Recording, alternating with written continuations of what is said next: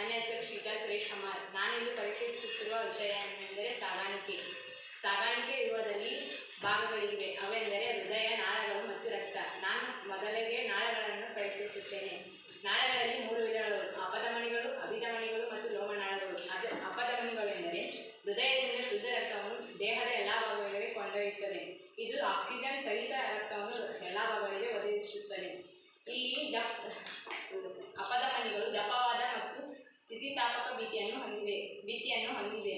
ಇವುಗಳು ಹಾಗೂ ಅಭಿಧಮನಿಗಳು ಆಕ್ಸಿಜನ್ ರಹಿತ ರಕ್ತವನ್ನು ಎಲ್ಲ ಭಾಗಗಳಿಂದ ಹೃದಯಕ್ಕೆ ತರುತ್ತದೆ.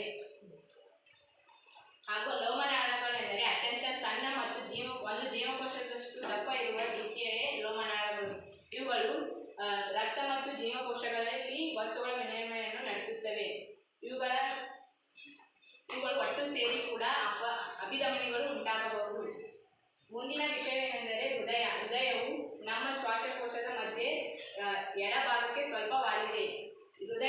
ಹೃದಯವು ಆಕ್ಸಿಜನ್ ರಹಿತ ಮತ್ತು ಆಕ್ಸಿಜನ್ ಸಮೃದ್ಧ ಎಂಬ ಬೇರ್ಪಡಿಸುವ 2 ಭಾಗಗಳನ್ನು ಹೊಂದಿದೆ.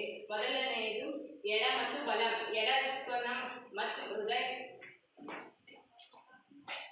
4 ಭಾಗಗಳನ್ನು ಹೊಂದಿದೆ. ಮೊದಲನೆಯದು ಬಲ ಹೃತ್ಕರ್ಣ, ಬಲ ಹೃತ್ಕುಕ್ಷಿ, ಎಡ ಹೃತ್ಕರ್ಣ, ಎಡ ಹೃತ್ಕುಕ್ಷಿ. ಮೊದಲನೆಗೆ ಬಲ ಹೃತ್ಕರ್ಣಕ್ಕೆ ಆಕ್ಸಿಜನ್ ರಹಿತ ರಕ್ತವು ಉಚ್ಚ ಅಭಿಧಮನಿ ಅಂದರೆ ಹೃದಯದ ಮೇಲ್ಭಾಗದಲ್ಲಿರುವ ಎಲ್ಲ ಅಂಗಗಳಿಂದ ಬಂದ ಆಕ್ಸಿಜನ್ ರಹಿತ ರಕ್ತವು ಉಚ್ಚ ಅಪಧಮನಿಯಿಂದ ಬಲ ಹೃತ್ಕರ್ಣಕ್ಕೆ ಬರುತ್ತದೆ. ಹಾಗೂ ಇಲ್ಲಿ ನೀಚ ಅಪಧಮನಿ ಇದೆ. ನೀಚ ಅಪಧಮನಿಯು ಹೃದಯದ ಕೆಳಗೆ ಇರುವ ಅಂಗಗಳಿಂದ ಬಂದ ಆಕ್ಸಿಜನ್ ರಹಿತ ರಕ್ತವನ್ನು ಬಲ ಹೃತ್ಕರ್ಣಕ್ಕೆ ಬರುತ್ತದೆ. ಬಲ ಹೃತ್ಕರ್ಣವು ತುಂಬಿದಾಗ ಅಂದರೆ ಇಲ್ಲಿ ಕವಾಟಗಳು ತೆರೆಯುತ್ತವೆ. ಆಗ ಬಲ ಹೃತ್ಕರ್ಷಿಯು ಸಂಕುಚಿತಗೊಂಡು ಅಗಲವಾಗುತ್ತದೆ. ಆಗವು ಬಲ ಹೃತ್ಕರ್ಣದಲ್ಲಿರುವ ರಕ್ತವು ಬಲ ಹೃತ್ಕರ್ಷಿಗೆ ಬರುತ್ತದೆ. ಬಲ ಹೃತ್ಕರ್ಷಿಯು ಆಕ್ಸಿಜನ್ ರಹಿತ ಅಂದರೆ ಪುಷ್ಪಸಕ ಅಪಧಮನಿಗಳ ಮೂಲಕ ಶ್ವಾಸಕೋಶಕ್ಕೆ ಹೋಗುತ್ತದೆ.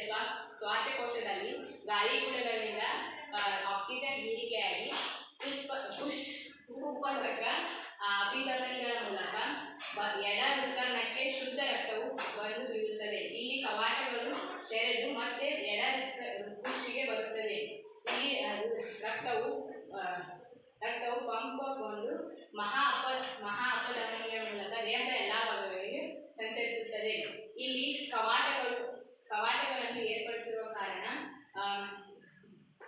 ಬಲ ಹೃತ್ಕರ್ಣವು ಬಲ ಹೃತ್ಕುಕ್ಷಿಯ ರಕ್ತಗಳು ಸೇರಕೂಡದು ಎಂದು. ಹಾಗೂ ಹೃತ್ಕರ್ಣವು ಹೃತ್ಕರ್ಷಿಯು ಹೃತ್ಕರ್ಣಕ್ಕಿಂತ ಹೆಚ್ಚು ದಪ್ಪವನ್ನು ಹೊಂದಿವೆ. ಏಕೆಂದರೆ ಹೃತ್ಕರ್ಷಿಯ ಮೇಲೆ ಪಂಪ್ ಮಾಡುವುದರಿಂದ ಒತ್ತಡ ಹೆಚ್ಚಾಗುವುದರಿಂದ ಹೃತ್ಕರ್ಣಗಳಿಂದ ಹೃತ್ಕರ್ಷಿಯು ಹೆಚ್ಚು ದಪ್ಪವನ್ನು ಹೊಂದಿದೆ. ಹಾಗೂ ಹೃದಯದ ಕೊನೆಯ ಅಂಶ ಇಮ್ಮಡಿ ಪರಿಚಲನೆ. ಇಮ್ಮಡಿ ಪರಿಚಲನೆ ಎಂದರೆ ಕಶೇರುಕಗಳಲ್ಲಿ ರಕ್ತವು ಹೃದಯವನ್ನು 2 ಬಾರಿ ಹಾದು ಹೋಗುವುದು ಇಮ್ಮಡಿ ಪರಿಚಲನೆ.